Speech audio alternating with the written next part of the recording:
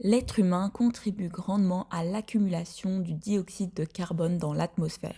Ce gaz, outre son impact en tant que participant majeur à l'effet de serre, est également responsable de l'acidification des océans.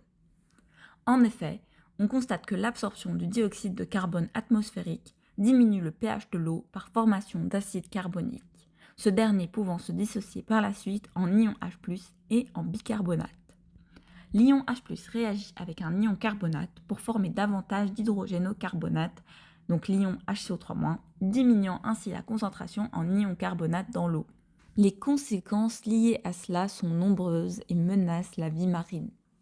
Une des principales victimes est le plancton, le pilier de la vie océanique. Ce dernier nécessite que son milieu ait un pH spécifique, sans quoi il ne peut pas se développer. Les coraux sont également affectés par cette acidification croissante, puisqu'ils ne peuvent plus constituer leur habitat calcaire. Des perturbations dans le comportement de certaines espèces de poissons sont observées, ainsi que des déplacements de population liés à la nouvelle difficulté de se nourrir. Tous ces problèmes sont liés à un excès de dioxyde de carbone dans l'atmosphère qui provoque également le réchauffement climatique.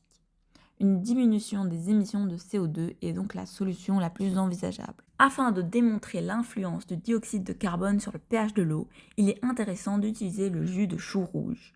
Ce dernier réagit en fonction de l'acidité des éléments.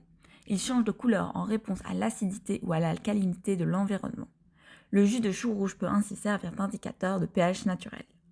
Si l'on compare différents produits et aliments du quotidien, on peut les classer selon leur acidité. On remarque ainsi que l'eau pétillante est plus acide que l'eau minérale.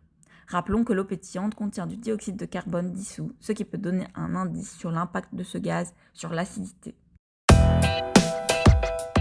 Une méthode simple pour générer du CO2 consiste à mélanger du bicarbonate de soude à du vinaigre blanc.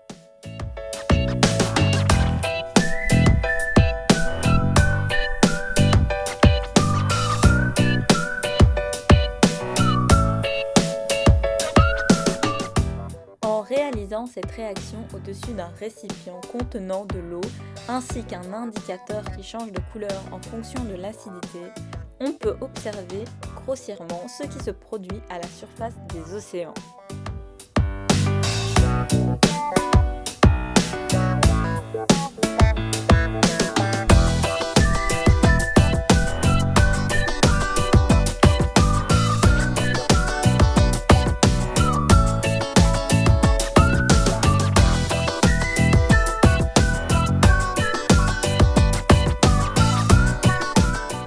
On remarque qu'au fur et à mesure que le dioxyde de carbone se diffuse dans l'eau, un changement de couleur de notre indicateur.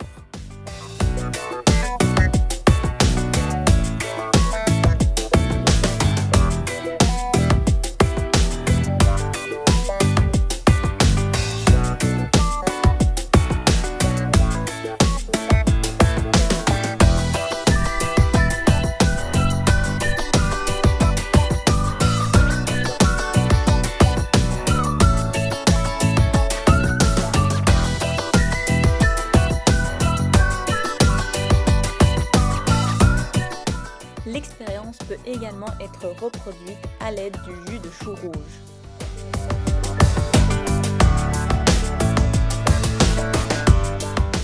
Que ce soit donc avec le jus de chou rouge ou l'indicateur coloré, on remarque un changement de couleur en présence de dioxyde de carbone. L'ajout d'eau pétillante dans une solution de jus de chou rouge marque également un changement de couleur lié à la présence du CO2. On peut donc conclure, suite à cette expérience, que le dioxyde de carbone a bien un impact sur l'acidité de l'eau. On pourrait donc à long terme estimer les conséquences que pourrait avoir le CO2 atmosphérique sur nos océans.